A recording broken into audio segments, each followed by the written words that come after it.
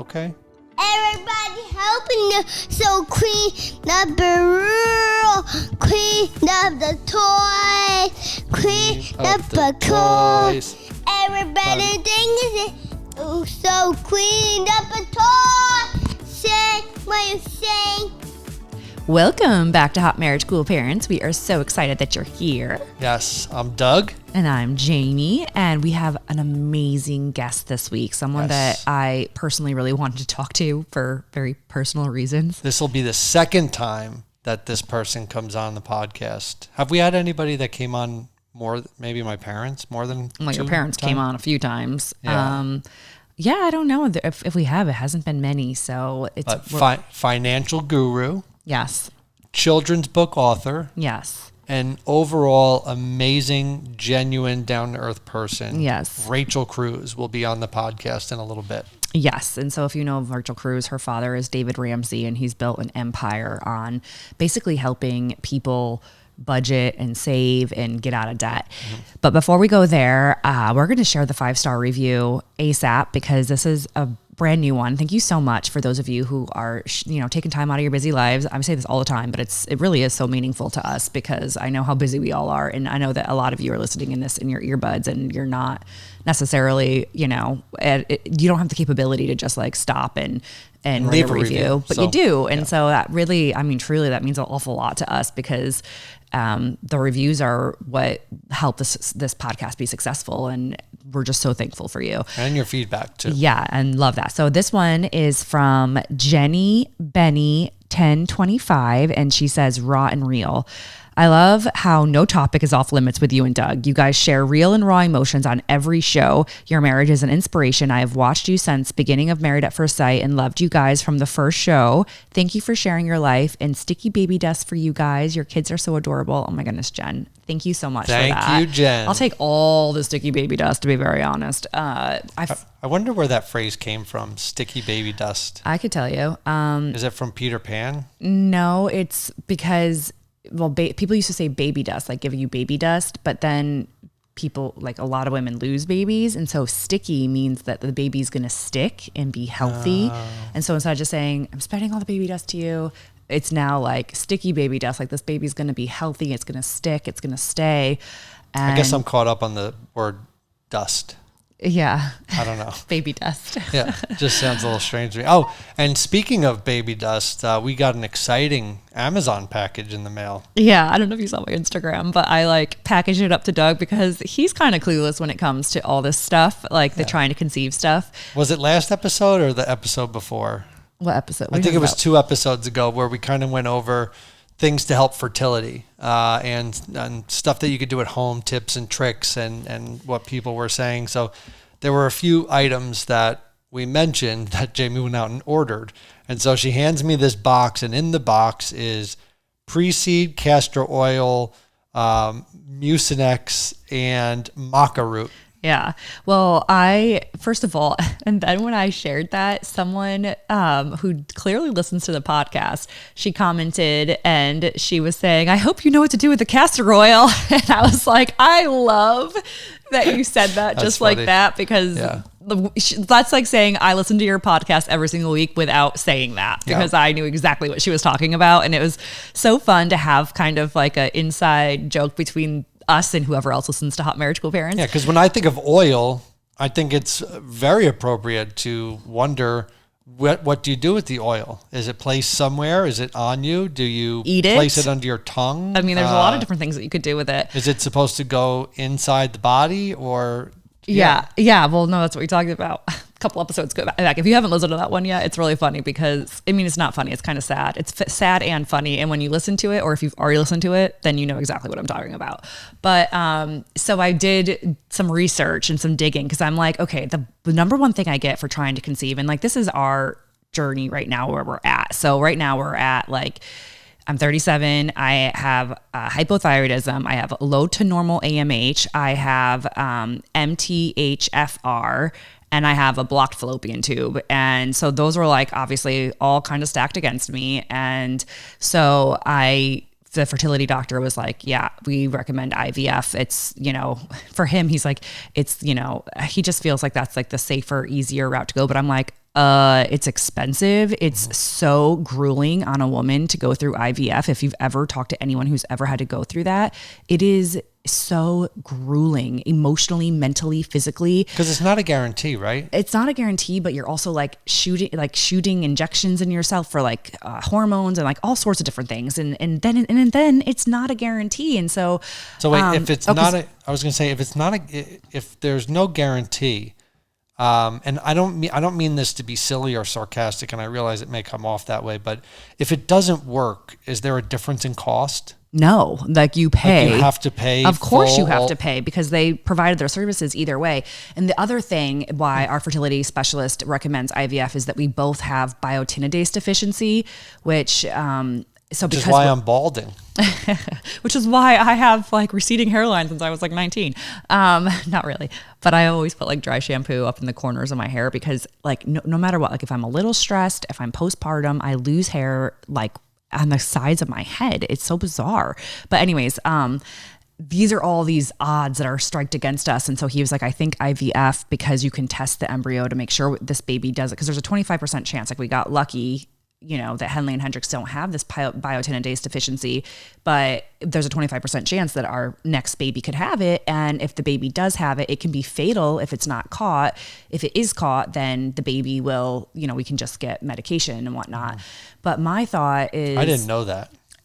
What do you mean? No, like I didn't know that until our recent visit. Like I didn't know that when we first got those tests where it showed that we both had biotinidase deficiency. Well, that's because we lost Jonathan. And so we were so caught up in the emotion of losing our firstborn baby that seemed like I didn't even care. Like I didn't even talk to you about it that much. Like I was supposed to go to a genetics counselor because it's a big deal, and nothing seemed like a big deal to me except from Jonathan.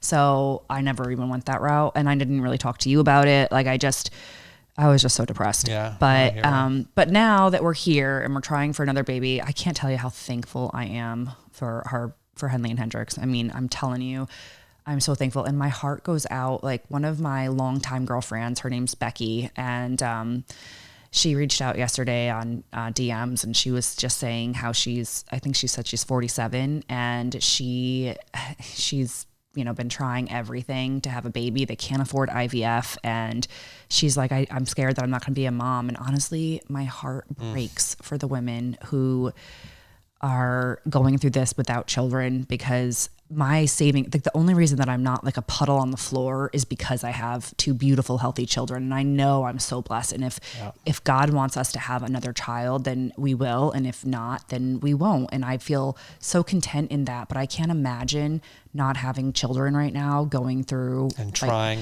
Yeah. And then trying to become content with, if God's plan for you is to not have any biological children. And so, it is a weird concept mentally to think that, you know, there is a chance that you can get pregnant, but you can't afford it. Like that's just, that part is strange to me, where it's just like, I could possibly have a baby this way, but I can't afford it. Yeah. That's like such a weird concept. Yeah. It's kind of, I can imagine for her also very frustrating when people say, just do IVF. Like, why aren't you just going to that fertility doctor? And it's like, that is so expensive and it's so grueling and taxing. And then, you know, there's also a thought of like, what do you do if you do get many embryos and the first one takes, then you have these other embryos frozen? I mean, that's a whole different mentality that I don't think people really think about. And to me, it's like, well, you can take the embryo and put it in another woman, right? Yeah, you can. And that's another thing that, I mean, people donate their embryos then if they are done, but like, that is a lot. Yeah. Like that is a very heavy topic for me. Like, it's just a lot to think about. Like, I don't know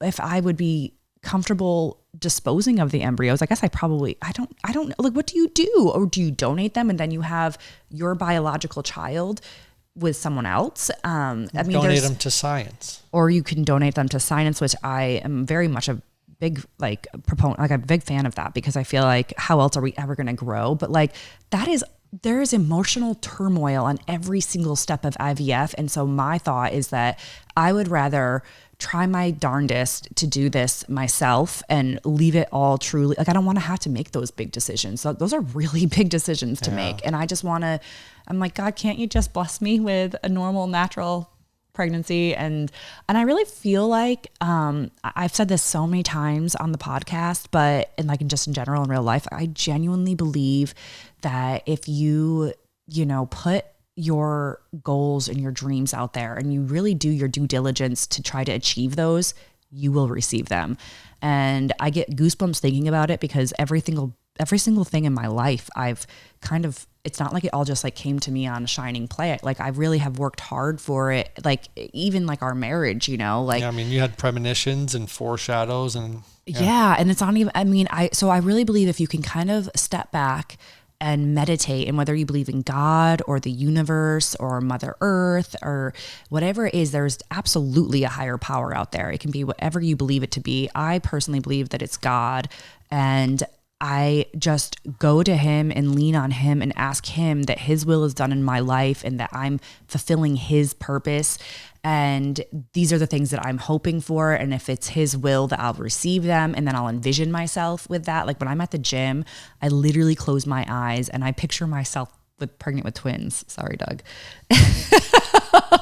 But like I picture myself pregnant with twins. And for some reason, they're like little girls with brown hair, which is very odd because our kids are not. And it's 2 girls? It's 2 girls. I'd be outnumbered here. Yeah. But, I mean, I don't know that I'll ever, but I that's kind of like my dreams. Not that I guess you have twins in your family. I do. And I would love to have twins, but I really just would love another child. Yeah. I know Henley and Hendrix, golly, like, we FaceTimed Diana yesterday, and for those of you who don't know, which I'm sure everyone knows, but Diana was she worked with us for many, many years. She started for a off really long time as like a girlfriend, and then she's just like helped blessed. with the podcast when we first started it. Yeah. And has been with us ever since really Henley was born. Oh yeah, she's been with us before Henley because she offered to help me way back when I was doing my jewelry business, and she ordered a piece of jewelry and I wasn't able to fulfill it, and I felt so bad, and so I said, "I'm so sorry, but can you just like, I mean, this is awful as a business owner to be like, can you just wait for? Do you need it right now? Because I don't have time. I was working at the hospital as well."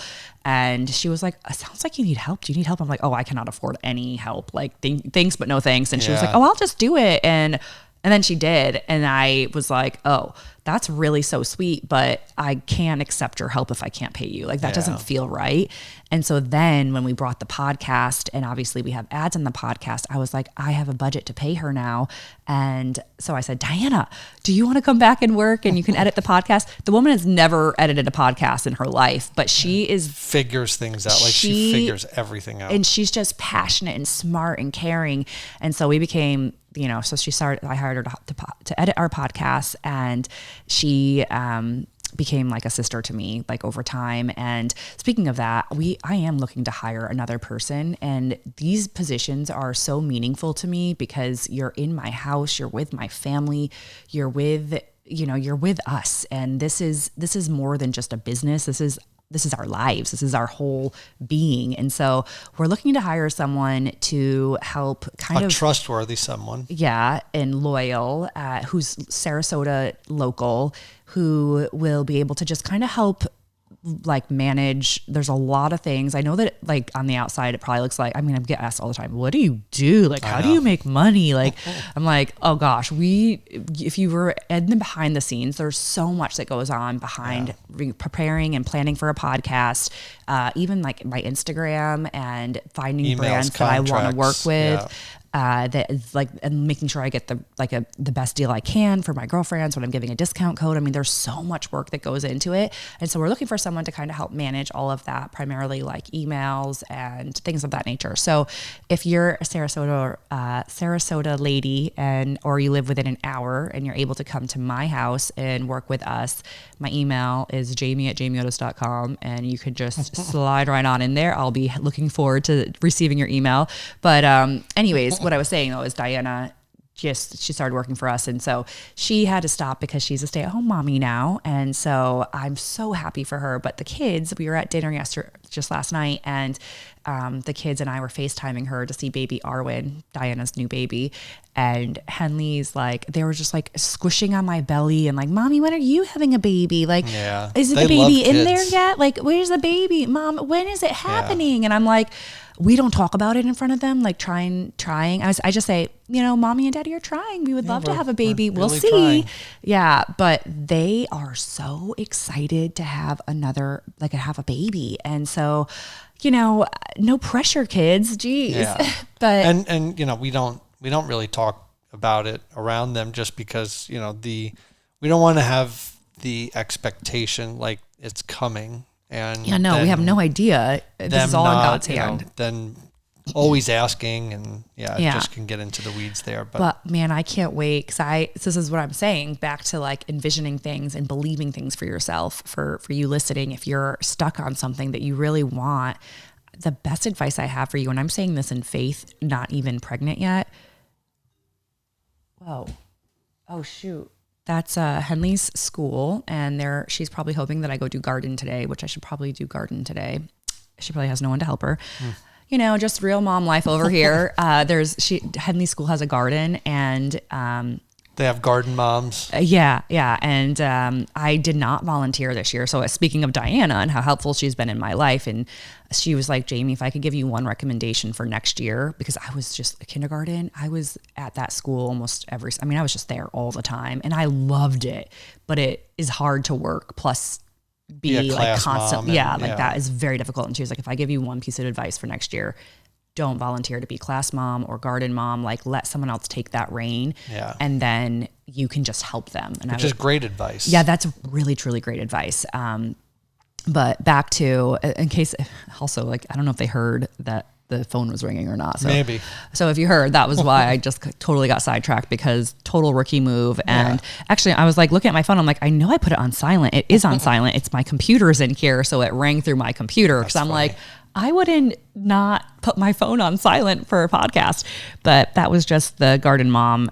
I know exactly what she's going to ask. She's going to ask if I can volunteer today, but I think that we had such a fantastic interview with Rachel. Maybe we just bring Rachel on. Honestly, Rachel Cruze. Well, real fast, I wanted to finish this thought. The thought was that if you're struggling with something and you are really wanting it, you believe that you deserve it, you need it, you want it, you feel like it should be, like, you have that feeling. Like for me, like this baby, like I could very easily just stop because I have two beautiful, loving, wonderful children. But there's which just would take a lot of pressure off. Yeah, but it's not even that. Like, it's like I have this feeling inside that our family is not complete. And that feeling is a very interesting feeling. Like, it's like I can't just like brush it off. It's not like I want to go, buy something, or I want like a car or something. It's like a child that I feel like belongs to us, that like we need to not give up on. And so needless to say, if you have something like that in your life, like whether it's marriage, like you believe that there's someone supposed to be there for you, start really like believing it and seeing it and manifesting it in your life. I genuinely believe in that. Yeah. Have faith and be thankful for it before it even comes to you. And I'm just sitting here trying to practice what I preach, like being thankful for what God has in store for us. Because why would he put these desires on our heart if that isn't what he has intended for our lives? And so that's kind of where I'm at with that. And I hope that that's helpful for you. And the last thing I just wanted to say was that I did figure out what to do with the castor oil. So if you listen to a couple episodes back and like you're trying to conceive as well, and you're like, okay, girl, I got the castor oil, I got the maca root, I got the pre-seed, I've got the Mucinex. I have some tips for you. So castor oil is not to go inside. FYI, it's not to go inside anywhere. No orifices in your body, or is it supposed to go inside? You're supposed to just glide it over your belly. And apparently something in castor oil helps increase blood circulation to like your womanly organs. And so it's supposed to help with that. And also, I just absolutely love. And there's our dog. Thanks, lady, for protecting the house. We love you. There's literally like our lawn care people are here right now. Just the real life over at Hot Marriage Co-Parents. You can expect nothing less than that. But I've also heard from this amazing community. I'm just absolutely obsessed with you. Like, I call you my best friends because you really are my best friends and you're my girlfriends and I love you. So they said, also be careful. You might want to test the castor oil on a small part of your body because it does cause sensitivity in some women. So there's that. Then also Mucinex. I got Mucinex DM like do not get the Mucinex DM. That actually dries out your mucus. So it's the Mucinex that is, it helps like increase it makes your mucus a little thinner. And so it helps like the sperm swim up to the egg. But if you get the DM, it dries out your mucus. That is 100% against, like I got the wrong one. And I'm like, thank God for telling me this, because I mean, none of this stuff is scientifically backed, but women all over the world say that it works for them. So I'm like, I'm willing to try it. So those are 2 tips. Castor oil, test a small amount before you just pour it all over your stomach. Mucinex, don't get DM, get regular Mucinex, and you take it about 45 minutes prior to doing the deed, and then it's been in your system and you're able to, do your thing. And so I know as soon as I see that Mucinex wrapper, I am getting ready. You get ready. And then the maca root you take every day, but apparently also a side effect for that a lot of women have is they get, which I already have. So I'm like, that's interesting. But they say that you get like blemishes around like your neck and your jawline, which I actually, whenever I'm stressed, I get like itchy. Kind of like you're flushed. Yeah. Like that. Well, no, I get like these itchy spots, which are kind of like blemishes, I guess. They're not like infected or anything, but I get like these itchy spots when I'm stressed, like around my neck and like my jawline and stuff. But so that's with I'm like with the maca root, I'm like, oh golly, I hope I don't get more of them. But if that's the price you pay for a beautiful angel, I'll pay it.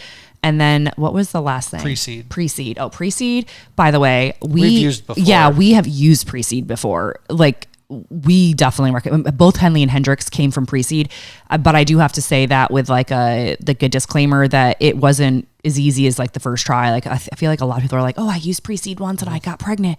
It wasn't like that for us. So like, I don't want you to be discouraged if it's not like that for you, but there are a lot of women that say that they've used these things, all of these things I just mentioned, and then they got pregnant a month later.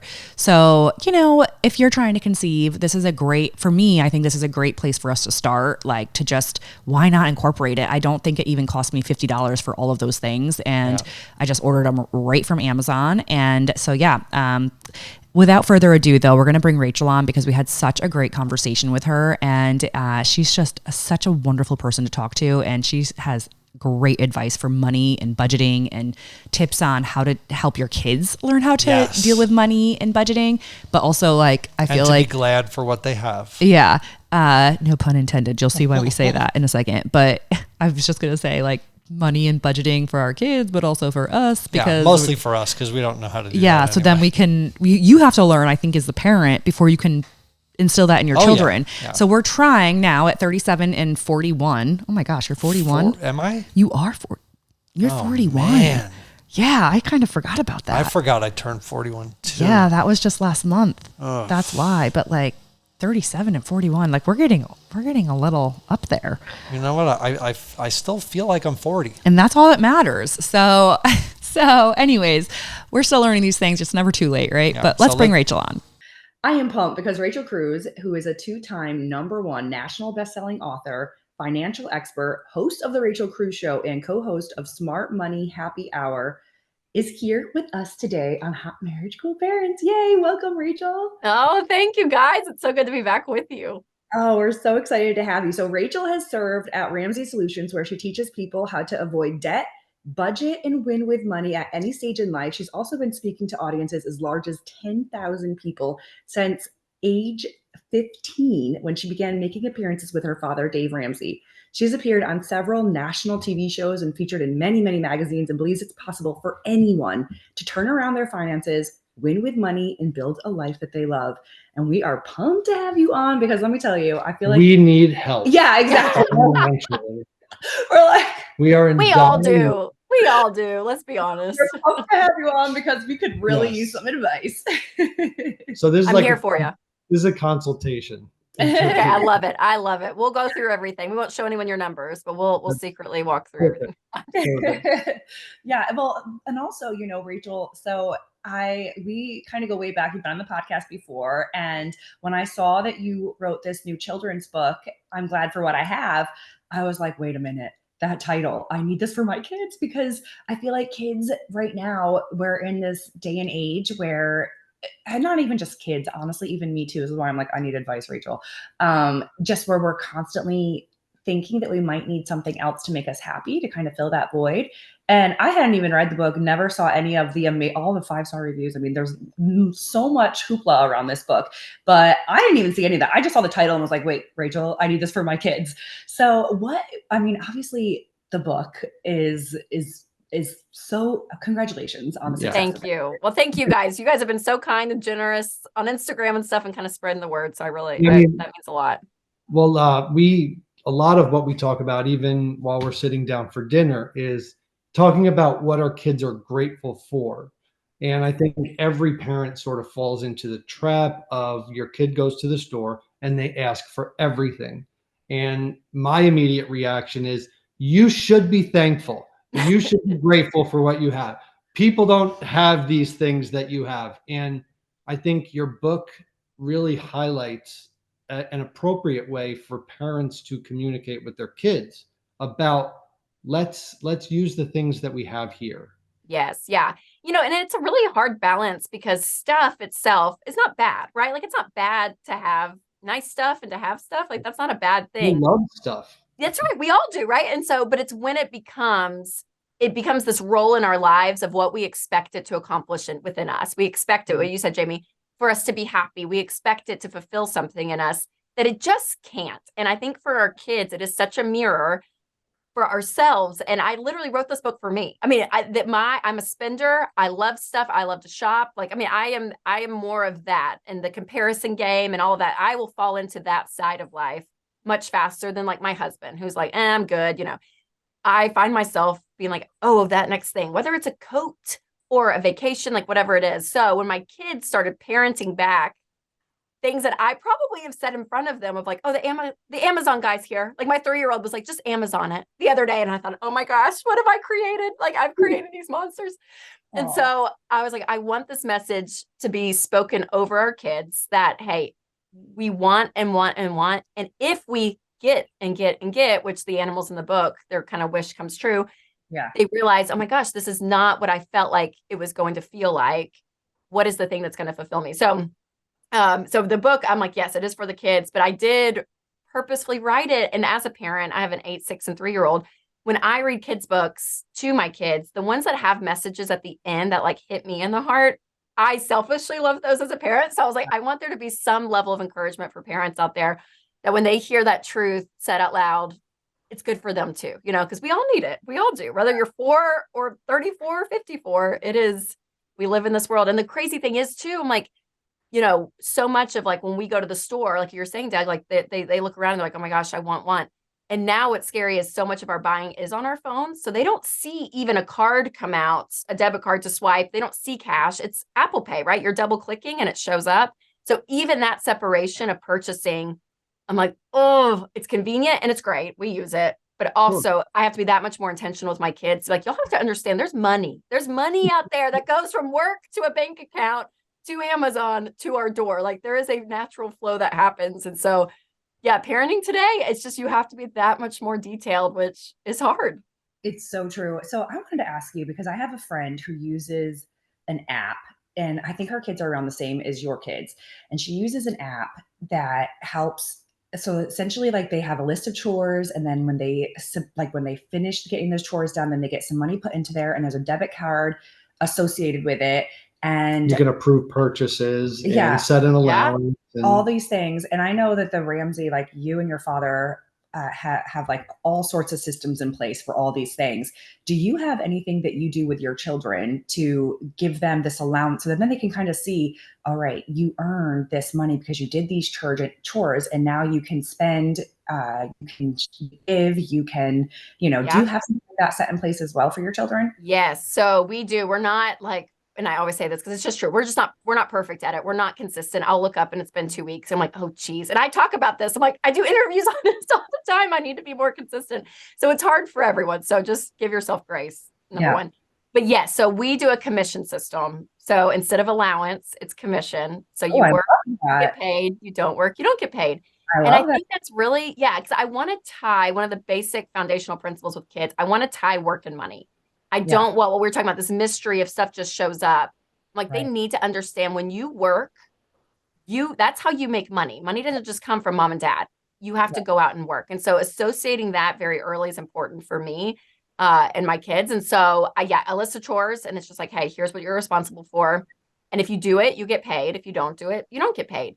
And then there is a list of chores too that they do just because they're part of the family. So yesterday they all had to clean up their room and stuff. And so, and one of them asked, do we get $1? And I was like, no, because that's not on your chore chart. And that's just expected of you, because there is stuff that like you don't get paid for as adults, right? We have to do stuff every day. You don't get paid for it.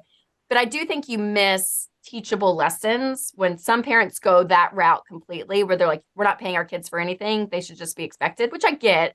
But I think that there's lessons to be learned. Like when they earn their money, you divide it up into 3 categories: give, save, and spend. And you can do this with envelopes, with jars. I mean, the younger they are, the more visual I think is important. Okay. And teaching them to give some, to save some, and they can have a little savings goal that's, $10, and over a few weeks they can save up. And then the spend, where they can go and enjoy and have fun with it. So those 3 things I think are key. So it's really not that difficult, especially when you have little ones. It's just the time that it takes, and remembering with the craziness of life to kind of keep it as a rhythm. And it's amazing, just those small things for kids to pick up on. I mean, it's huge. I mean, as a parent, I'm like, you're winning if you're doing any level of that, I think. Yeah, I mean, we have we have little piggy banks for the kids. Yes. And they do their chores. I'm conflicted with the ages. So my daughter's 6, our son is 3. I like the idea of it being commission, but we're also getting to the point where it's like, now my daughter is negotiating for everything. She really is. Like, if I eat 1 broccoli, can I have this? Like, there's like little union workers. It's like everything I move, I get paid. Everything. And I want to try to teach her the concept of money. Like, even the food she has on the table, like, this is stuff that we work for. This is, stuff that we had to buy. And from someone that my parents never taught me the concept of money, saving, budgeting. That just wasn't, I saw my mom write out her own checkbook and do the balancing and everything, but it was never a sit down and be like, this, money is this. So when you're looking at parents, especially with parents that have toddlers and they want to prepare their kids, what are some parenting hacks that you would recommend for something like that to teach them the value and the concept of money? Yes. Well, I think when they're really little, like that, 3, 4 years old, 5 even, again, they can do some basic things around the house chore wise if you want. But I think even small things like saying no and teaching them boundaries and limits in life, but with stuff and with buying, I think is really important. And I think, some parents, it's so easy where it's like, oh, it's on Amazon, it's $7.99. We'll just buy, like we have the money, so just do it. It's fine. And it can start to be in this rhythm of just because something's convenient and you can afford it. But what I've learned, especially when they're little, when they can hear no and try to give a reason. Sometimes you can't reason with a 3-year-old, but to be able to show them like, hey, this, like there's boundaries in life, and not everything is just open-handed and you can go do whatever you want. And so even small conversations like that, for me, I think are huge, because, it is difficult. And I talk to a lot of parents where they're like, what do you do when you want to be able to give your kids nice things, or you want to be able to go on great experiences? Like, how do you not raise entitled kids that they expect that all the time?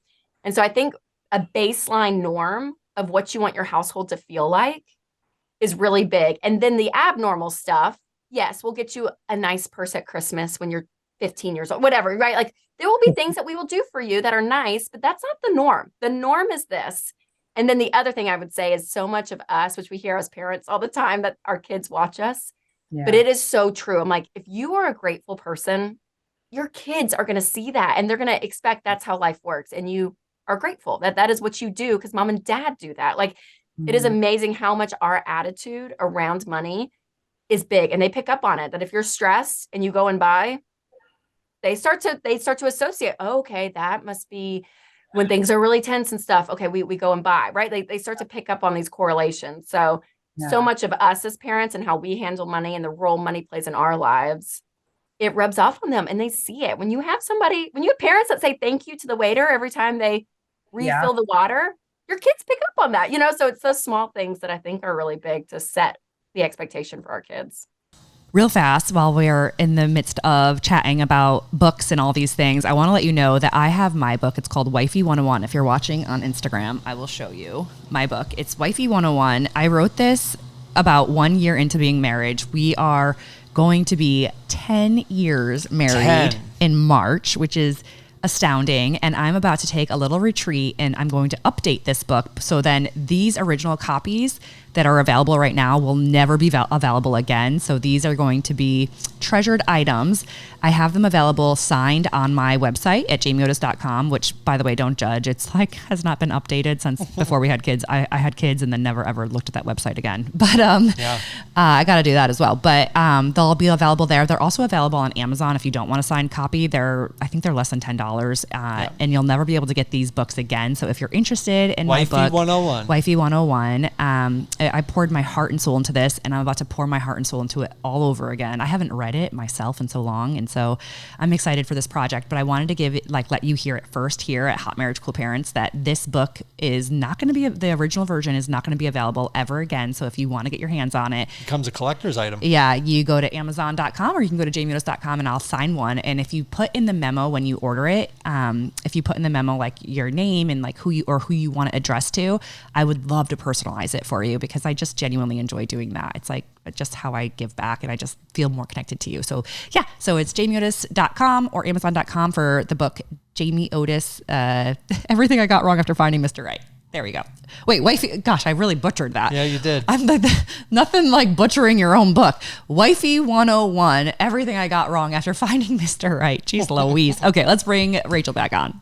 That is so true. And I feel like, well, one thing that I was always told as a child was, we can't afford that. I come from a very poor family. And so we really truly can't afford that. And so I thought that I would want, I know that I'm obviously in a different financial place than I was when I was growing up. And so I thought I should say the same thing because I thought my mom never, of course, sat down and talked to me about money, but I learned because she said over and over and over again, we can't afford that. I learned the value of $1, I guess, really quickly. And I also had custody of my siblings. So we were scrounging for to get food on the table even. So I learned these values very early in life, and I'm thankful for that. And one thing that I heard was that you actually don't want to say to your child, you can't afford it. And I don't know the whole psychology behind that. I'm not sure if you or even if you agree with that. But yeah, well, I think it leans more of that scarcity mentality, right? And probably maybe a little, depending on the age of your kids and even the tone at which you say it, a little fear-based of oh my gosh, are we gonna be okay? Yeah. I do think there's times where it's appropriate, and honestly, this year that we're in, it's been a hard year financially for a lot of people. And so I think even things like Christmas look different for a lot of families. People are pulling back and so people are experiencing this. So I do think there is a fairness in sitting down with your kids and laying out expectations that things may look different.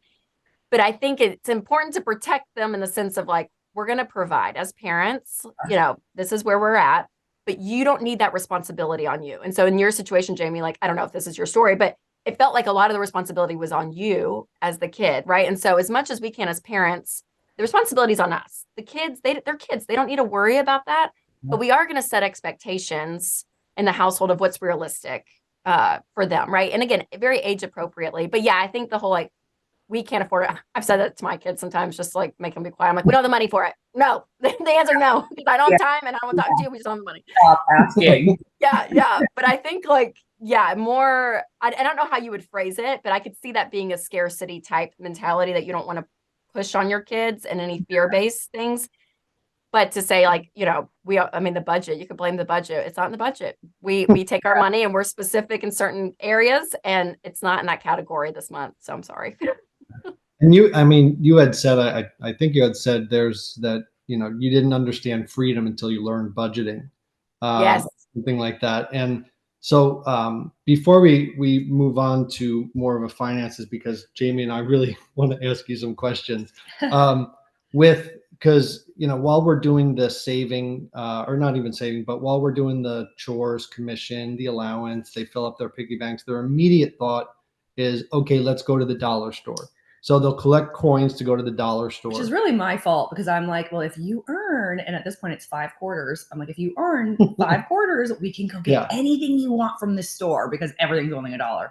Which is, I feel like that was not smart of me, because now they think Target, they can get anything they want if they earn. And I'm like, wait a minute, no, it's not the same. It doesn't work that. But what kind of how do we get kids more comfortable with saving some of that instead of immediately wanting to spend it all? As soon as they get it, they spend it all. Yes. And I think it might go back to the concept of explaining what money is and saving over time. Yeah. And I think part of taking some of the money they've earned and making them save. And I say making, it sounds kind of harsh, but I would make my kids give, save, and spend. I mean, I look at them like, we make them brush their teeth at night, right? We make them do their homework. I have a 3rd grader and we have to do our homework. Like, there are things that you're going to do as a child that's going to set you up as an adult. And so those habits and those rhythms I want for my kids. So I do make them do all 3. So I think making them save.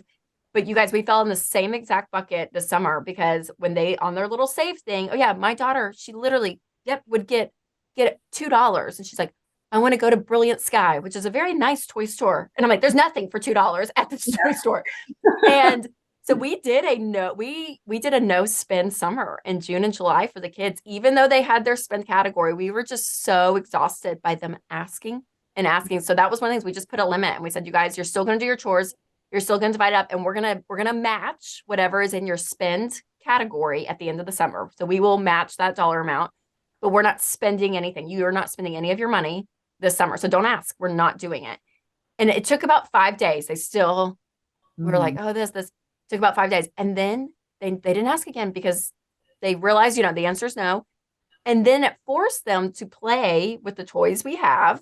And honestly, too, the stuff they were buying was crap. I'm like, it was stuff that was going to break anyway. So I'm like, they started to actually learn and appreciate a level of contentment, I think, of having what they have and realizing we're okay. And then at the end of the summer, we doubled it, and they went and got nicer things, not just from the dollar store, right? Some nicer toys that were going to last. And it was great. And so, again, that was 6 months ago. But that was something as a parent, it was kind of our gut reaction. Sissy Goff always says, like, trust your gut with parenting. And that was it. I was like, I just feel like even though they can technically spend, they don't need to. And so we put that in place, and it was great. So I think there's rhythms like that too, as parents, you can kind of implement, here and there. But I think them acting out and living out of not having the ability to spend and truly having to be okay with what was right in front of them. It was great. It was so nice. It was so nice. Absolutely love that. That is nice. And so going into your book, I'm glad for what I have. Was this a passion project for you, or was this a story from personal experience with your kids? It was kind of both, honestly. I've been wanting to write a kid's book now that I have 3 kids. And so I was just like, man, I would love one on contentment. Because, we can talk about the dollars and cents of money, but there's the emotional side of money. That is gratitude and contentment and generosity. There's this like spirit around money that I wanted to convey to my kids too. And so contentment, again, it's something I struggle with personally. So, and watching my kids, I'm like, oh yeah, they're going to struggle with it too. So I wanted just to have a very easy, short, you're welcome, parents out there, short, rhyming, kind of whimsical story about it. And so it all came together, which was great. And at the end, there is a spiritual bent to it. So Jamie, you're sweet saying all the 5 stars. There's some 1 stars that people feel like I bamboozled them with a spiritual message at the end, which I did not mean to. But I do think even within that, I think having some level of higher power in life, right? And this is a totally different conversation, I do think is important. And for me, it is God. It could be something else for someone else, but learning that we're not God. Like when we start to look inward and expect everything just inside of us, I think that creates a level of selfishness and a lot of unhealth, honestly. And even as an adult, like there's something about reaching beyond ourselves that I think is really important. So that's one reason I put that at the end of the book, because there's something bigger than us that I think really gives us a level of contentment. That stuff here, even though it's not bad, it just doesn't fulfill us the way we think it does. And we work so hard as adults for outcomes of like, I want a Tesla, or I want to go to Europe. We work for these outcomes. I want $1 million, whatever it is, we work for these outcomes and we focus so hard on them. And I love goal setting and all of it, but there is something about us focusing on outcomes. And once the outcome comes and it becomes the norm, you're looking for something else for that desire. Do you know what I'm saying? So it ends up being this kind of rat in a wheel mentality. That can be Exactly. so dangerous. Yeah. Because so for me, like I said, I grew up super duper poor, and I honestly just wanted enough money first for groceries. And when I got that, I mean, of course, I'm forever thankful for that. But then it was like, oh, I wanted a house with stairs because I lived in a trailer, and so I got a house with stairs. When Doug and I, like, we bought our first home and it had stairs, and of course, I'm very very thankful for this house and stuff. But it doesn't make you happy per se. You know, it doesn't, like, my bank account was full and I could provide food and I had a house with stairs and I had these things, but there was still something missing in my heart. Like, you know, like these things that and I don't want my children to think like, oh, if I can just save up enough and I can get this, then I'm going to be happy. Like, no, that is not, I'm living testimony that really true. I mean, people say it over and over again, and you know, and it is funny. I mean, money does buy like a lot of things, but it doesn't. And fun, right? I mean, there's fun stuff out there, and it's great. Yeah. Yes. Oh, absolutely. Like, I do not diminish that at all. It is real nice to be able, like, when our tires needed to be swapped out, I was like, wow, I can afford to just take it to the right now. I don't have to wait and save. Like, I don't have to worry about driving on bald tires. Like, I can take it right to the garage and I can get them swapped out into like fresh ones. That's real nice. I am.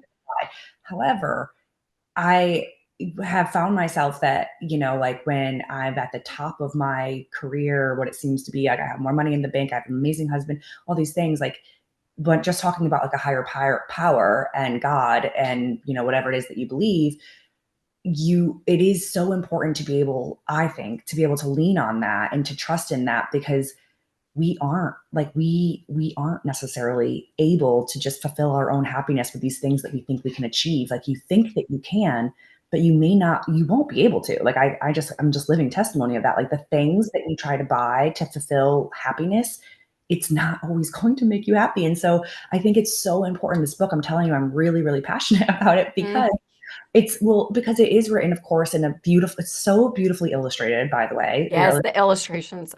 It's beautiful. It's written, just like you said, in a very whimsical, rhyming, very enjoyable way to read. And it's definitely written in a tone like, it's like they buy all this stuff and they can't fit in their house. Like, what are they going to do, you know? And then at the end, I personally love the message at the end. So, you know, don't listen to the 1 star, because there are people who love the message at the end because it's true. Like, you know, we are not in control of that fulfillment. We cannot fulfill ourselves that way. There is a higher power out there. There is, I believe in God as well. But if you believe it's the universe or Earth Mother or whatever, you know, that it's true. I mean, we all came from something. And so anyways, I love that you've written this in a way that you can instill that in young children and we can have a conversation about it afterwards. Like, my kids, I don't think even quite get it yet. Like, we've read your book a couple times, and we kept asking Henley, you know, what's the meaning? What did you get from this book? Yeah. And something that I personally took from it at the end, and what struck a chord with me was, you know, we get stuck in our house, we get stuck in a bubble, and even when I'm walking the dog, like, I'm looking at my phone, I have my headphone in, and it was just like, there's so much out there, there's so much beauty that's already there. You know, let's go outside to play. We don't have to watch TV. Let's go on a scavenger hunt for something in the woods. Like, that was something that really hit me while I was there's different ways to enjoy life, buying stuff, you know. Totally, absolutely. And I've even found personally, I'm like, if I put my energy, my time, even my money towards things and opportunities that money can't buy, for me, like, that's where fulfillment comes. Like, when I'm just with my family, I'm like, you can't buy that. Or friendships, like, you can't buy that. Or having a passion for your work, like, you can't purchase that. Like, what are the things you can't purchase? And because those things can't be taken away from you, right? I'm from a physical sense. And so my identity and the time and the energy I put in life, I've started to shift more to be like, is this on things that no one else can buy? Because that's the gift. Like, those are the things that truly, it sounds cheesy, but it's true. I'm like, there's a level of peace in that when I rest, and like, that's where I'm putting my time and my energy in that stuff, because those are the things in life that, in my head or in my own personal experience, give me more fill up than the new coat at J. Crew, right? Like, I'm like, it is true. I'm like, and when I put my time and my energy and my stress on these things, I look back, I'm like, what am I doing? Like, what? Why? You know? then you're on to the next. Then that J.Crew coat is out of season or out of style for the fashion next season. And That's you're like, darn it. Moving on. I know. And but I do want to switch gears real quick, because something that Jamie and I really want to ask you is, what advice do you have for someone that recently parted ways with their financial advisor and are now managing their entire portfolio with zero experience whatsoever? Yeah. Oh my gosh. Okay. Ask for a friend. Yeah, for a friend. Not us, but a friend. Okay, so I would say on the investment side specifically, so we can maybe do categories if that's easier. On the investment side, are you talking more business manager or investment professional? So we both. Did the person do everything? Everything. Yeah, so, everything. Yeah, she really. was a fiduciary. So yeah, retirement. She did everything for us. Okay. And investing. Okay. So I will say, you may not like my answer. I am a fan of having somebody in your corner that is looking at everything, and specifically with investments, because my investment strategy, whether it's 401ks or 403bs, Roth IRAs, I am a proponent of diversifying, meaning like mutual funds within these categories of retirement. So when it comes to those specifically retirement, I'll just say that I do like having somebody that's overlooking, because people that are professionals in the space, they eat, breathe this stuff. Like they know it like the back of their hand. So for me, I'm like, I'm not going to put the energy in looking at every single thing, even though you need to be knowledgeable of where your money's going. For me, there's a safety in having somebody looking over all of that. And usually a good investment professional will look at taxes, estate planning, like they will look at your big picture. So for me, I like having someone like that in my corner. Now, I will say, like any industry out there are people that are gross. Yeah. And you meet with them and you're like, I don't trust them. I don't like them. Don't use them. Even though everybody's going to Bob, and you meet with Bob and you don't like Bob, don't go with Bob. Find somebody that you really trust, that has the heart of a teacher, not the heart of a salesman, someone that will sit down with you regardless of where you are financially and want to help you with this, right? So the person I do think you have to have that trust with. Now, there's other investments. I'm not a fan of like single stocks. I'm not a fan of Robinhood or crypto or all of that, but you could even open a Vanguard account on your own, which is index funds. If you just want to put some money and park some money just in a Vanguard account, you can do that. Anyone can do that on their own, right? That's outside of retirement though. Sure. So looking at that, you can do that as well. So again, I don't know if that's the answer you want, but I do like having somebody in my corner, but I think there's very reasonable and needed ways to part with certain people. And that's a hard thing to do, I know, but I do like having somebody in my corner just to be overlooking, because even our guy who we love, we had a property that we were going to sell to build the house that we're in now. And he walked us through a couple of tax things that I was like, oh my gosh, we would have totally missed it. It was for our advantage. Like it actually worked for us that I never would have thought about or seen.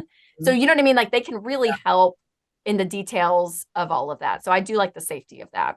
Yeah. And I think we're not looking to manage it. We have no idea what we're doing. But we are in that period of now we want to go find somebody else, somebody that's local.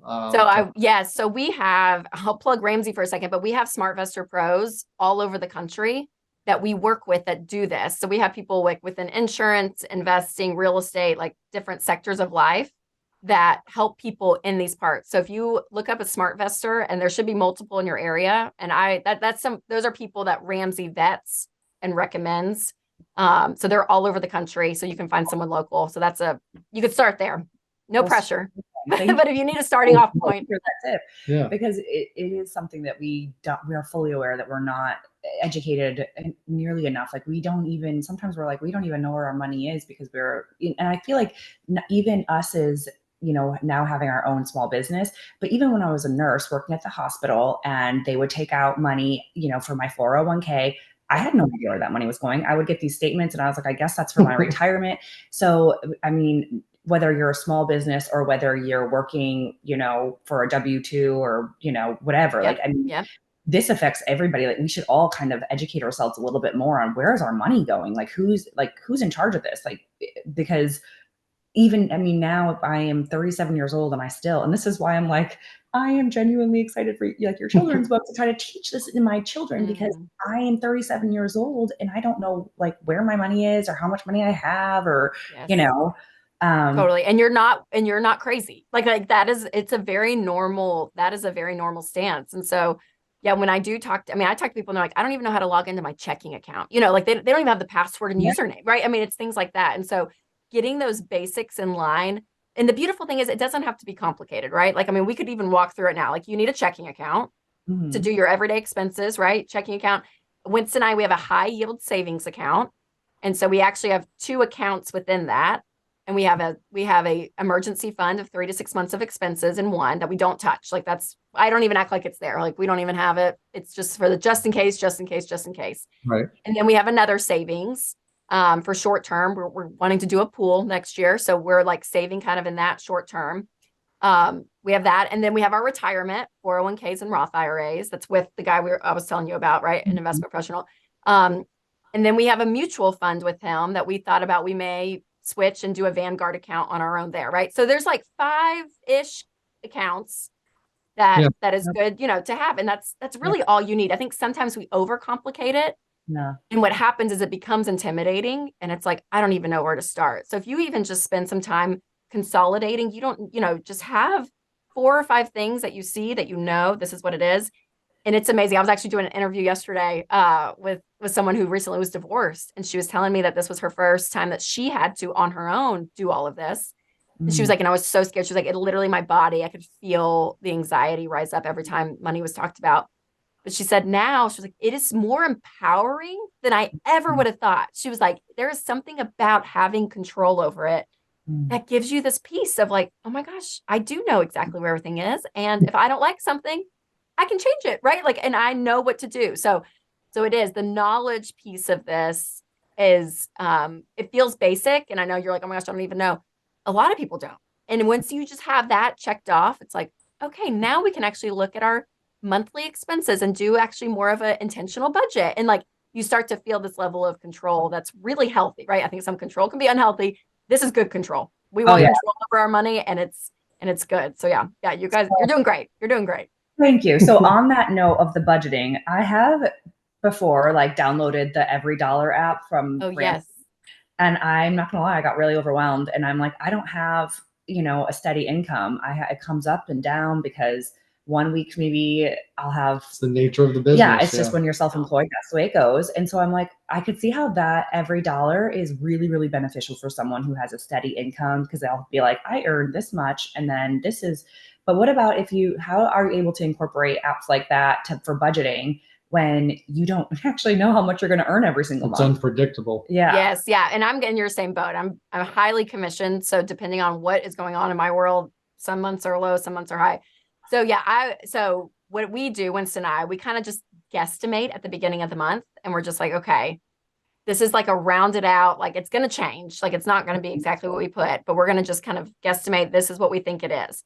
And then we go ahead and make our budget from there. And then for me, I get paid the 15th and at the end of the month.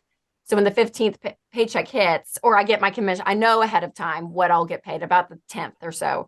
I'll go in and adjust and say, okay, this is actually kind of what it is. And then adjust from there. And then my other paycheck hits and then adjust from there. So there is more adjusting when you are more commission based or it's not a consistent income. So it does take a little bit more effort. But what I always kind of shoot for, I shoot low always. And I'm like, all right, this is probably the lowest and making sure that everything's covered. And you guys, possibly are probably in a place that your month to month bills, right? Food, electricity, all of that could be covered even in a low month. But for some people it can't. So I would put a buffer in your checking, have a buffer that on the low months, the basics are covered, that you never want to get behind on those. And so there is some planning and changing throughout the month. But it is still possible. And it'll take, probably 3 or 4 months to kind of get in that rhythm.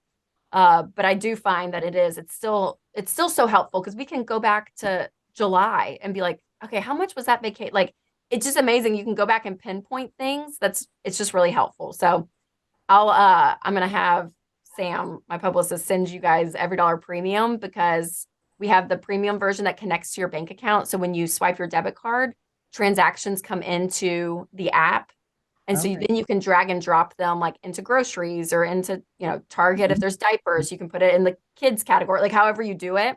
So you can actually keep kind of a real time of, hey, what's in each category. And the great thing is we're all adults, so you get to decide how much money you want in each category and all of that, right? Yeah. But it is, and that sounds really granular and it can be a little overwhelming at first, but it takes about 90 days. So That's good to know because Yeah. yeah, I definitely got really overwhelmed. But just like you said, with the woman who is newly divorced, I can sense that there is power in the knowledge. It's just exhausting and like stressful and a little debilitating to try to tackle this beast. Yes. I'm sure that I'm not the only one that feels that way for anyone's listening, but like, Totally. But then once you tackle it, I feel like, because for example, we did part ways with our financial advisor, and for she's great and everything's we just moved and whatever, and Yeah. so and we really didn't have an understanding at all. And I went into to be very honest and frank, I went into her, which is probably I was like, to tell you the dog, I'm like, I probably should have never been so honest, but I'm pretty honest. And I was like, we have no idea what we're doing. I have X amount of dollars just sitting in the bank account, not a high yielding or anything. I didn't even know about high yielding. And I just didn't know what to do with it because I'm used to being a nurse at the hospital where they do that for you and I don't have to think about it. And I just trust that they're doing it the right way, kind of thing. Yep. And I told her I really did need like a teacher, like someone, like if she was able to explain to me like what we're doing. And she's a very busy, very successful with her practice. And I feel like that kind of was just, that kind of fell short. And so I still felt like I had no idea what was going on. We were losing money like in the stock market, which I don't even know. I know that it's long-term and all this stuff, but I was like, that's difficult to see. It's really difficult when you start seeing certain categories just going down, and then you pull up the news and just like, but everything's in green. Why are we red right now? Yeah. And, Yeah. and there's It's good questions to ask. That's exactly right. I mean, that's, And then there's, so wise. we're paying her monthly, where it's just like, we're really not getting a lot from, or at least it was the perception was right. there. Right. Totally. Yes. We finally had a Utah account for the kids, and we got set up with a Roth IRA, 401ks. We consolidated. And there is power in kind of like kind of taking control of it, like because you can take control of it. And so thanks for having Sam send us the your every dollar. I'm going to try my best. I mean, it's like you said, it's time consuming and it's a little overwhelming. But it's probably worth it, I can imagine. I mean, there's a reason why millions of people use it all the time. So we're going to give this a good old do college. Yes, do it. Message me if you need help. I'll help you. Before we let you go, and we really appreciate the time. With the holidays coming up, what are some smart spending or smart shopping strategies or hacks that you may recommend? My number one is don't go into debt. So often people swipe the credit card debt's at an all-time high right now in our country. And so the holidays come and you get excited, and people, again, it's out of good intention, but they just end up going and swiping. And then the January you hates the December. You're thinking, what did I do? So Mom, are you listening, Mom? So have a, kind of what we're talking about budgeting, do a level of that with Christmas and just list out, okay, here are the people we're going to buy gifts for. Here's the money we have to spend.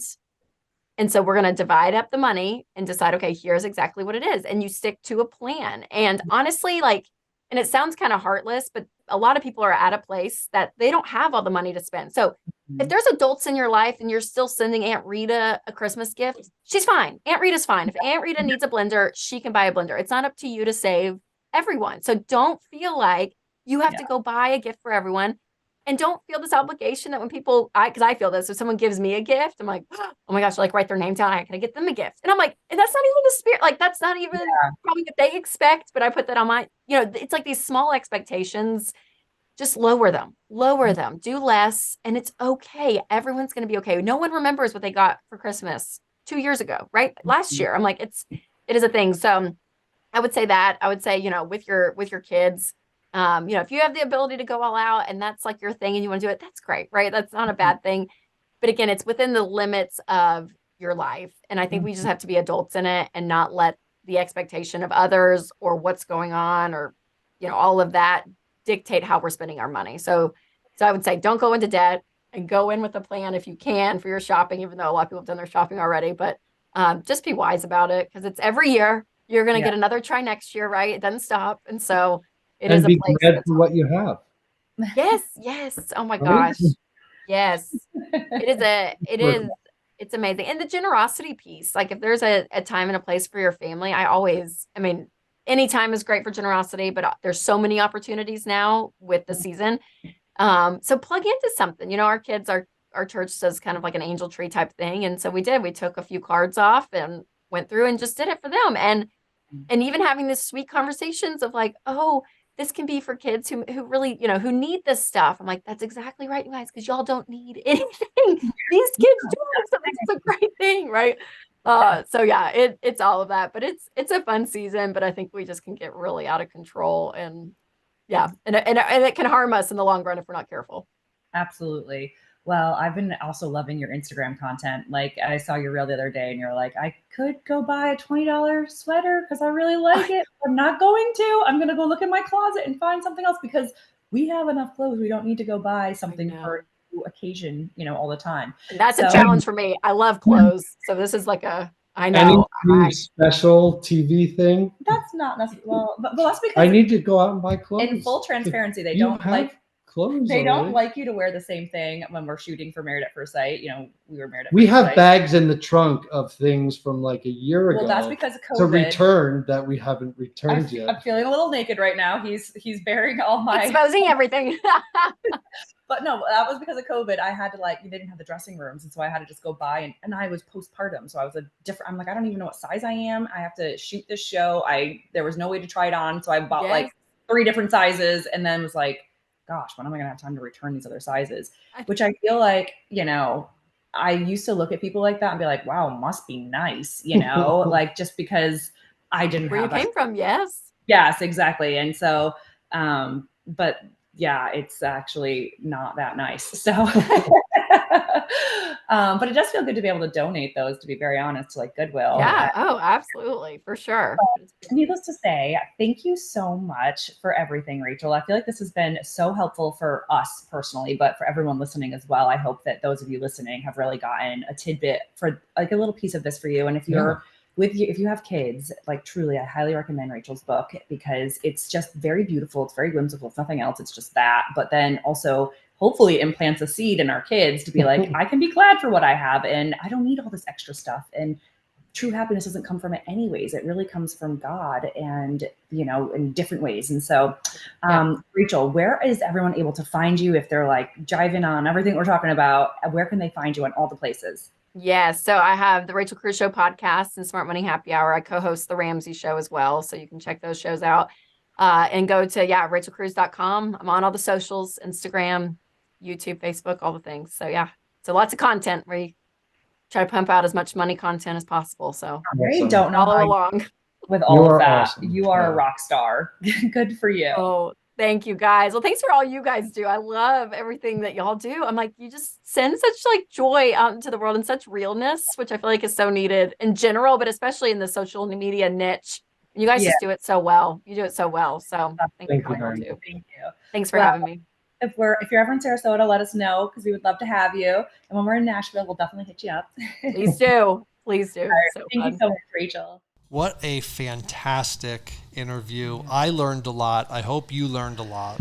Yes. Especially with kids and explaining money to kids. Are you talking to me or to everyone? I hope you learned a lot. To everyone, but mostly me. Yeah. Because for a parent that doesn't really have the knowledge, even, some of the basics. I mean, I think I'm getting better now and more knowledgeable, but for me to pass along any substantive conversation to my kids. Substantive? I don't...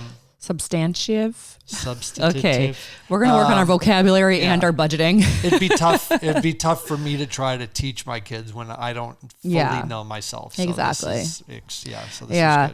Honestly, Rachel, we met in person recently at the Family Made event, and she's just the most genuine, humble, down to earth woman. Super smart. Yeah, just so kind and knowledgeable. And so I'm excited I really wanted to figure out that Ramsey Every Dollar Solution app because we don't really budget that well right now. Like but the thing is that I really don't know. Like some months I make less, some night I make more. And when so you're in a commission only job, it's tough to make predictions and try to budget. But I think, getting budgeting and getting the basics of what's going out can be also equally as important as, trying to put a estimated number on what's coming in, just so you know. Oh, and we never talked about Married at First Sight. Yeah. Well, we could do a big recap next week. Okay, we're going to do a ginormous recap on Married at First Sight next week. Episode 7 was explosive. It all of a sudden went from they were all very, very happy and I had high hopes, kind of, at least for a couple of them, to now honeymoon I'm like... is supposed to be happy. But like I'm talking about their wedding. Like they were happy. And then the honeymoon things kind of went... awry. Yeah, for one couple in particular, Lauren and Orion. Yeah. But anyways, we're going to do a ginormous recap for Married at First Sight next week because it's about time. Yeah. All right. And for any parents with young kids, Jamie and I love Rachel Cruze's children's book. I'm glad for what I have. You can get it. It's available everywhere. Amazon. It's a good read, great pictures, everything. Yeah, it's awesome. It's a great message. So anyways, thank you so much for listening to us. And thank you so much for the 5-star reviews. And if you're still listening to this very, very moment, I want to tell you I love you. Thanks for listening to the very end of our podcast. You the best. Love you. Bye. Love you. Have a good week. Bye.